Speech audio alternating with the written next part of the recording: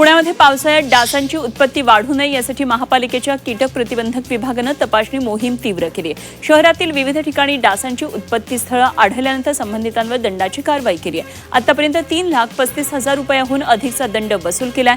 घर, गच्ची, पाण्याच्या टाक्या आणि परिसरात पाणी साचू न देण्याचं आवाहन पुणे महापालिकेने केलं आहे।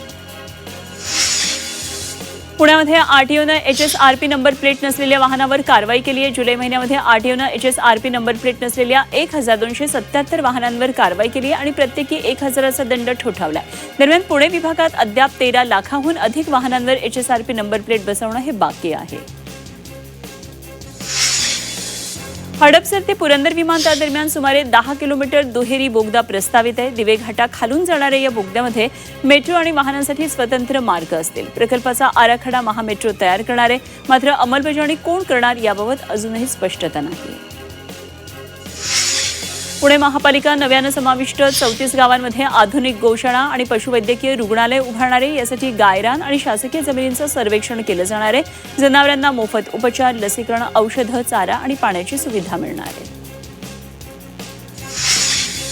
मुंबई उच्च न्यायालयानं अन्न औषध प्रशासनाला पुन्हा एकदा धारेवर धरलं।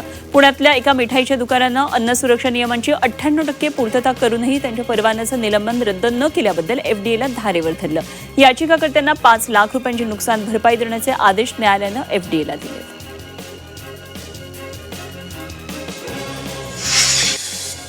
नाशिक शहरात आज पाणीपुरवठा बंद राहणार आहे, तर उद्या कमी दाबानं पाणीपुरवठा होणार आहे। पाईपलाईन दुरुस्ती कामासाठी नाशिक शहराचा पाणीपुरवठा आज बंद ठेवण्यात येणार आहे। त्यामुळे नागरिकांनी पाणी जपून वापरावं असं आवाहन महापालिकेनं केलं आहे।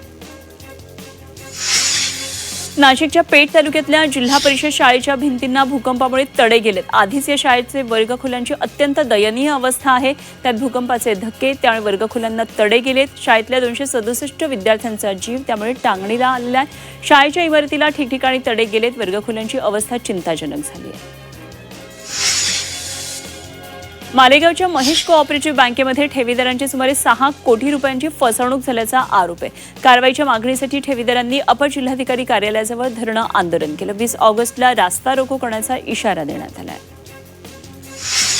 नाशिकच्या मालेगावात स्थानिक गुन्हे शाखेच्या पथकानं सापळा रचला आणि तब्बल गुटख्यानं भरलेला कंटेनर पकडला आणि त्यावेळी 20 लाखांच्या कंटेनरसह 62 लाखांचा गुटखा असा एकूण 82 लाखांचा मुद्देमाल पोलिसांनी जप्त केला। या प्रकरणात वाहन चालकाला पोलिसांनी ताब्यात घेतलं।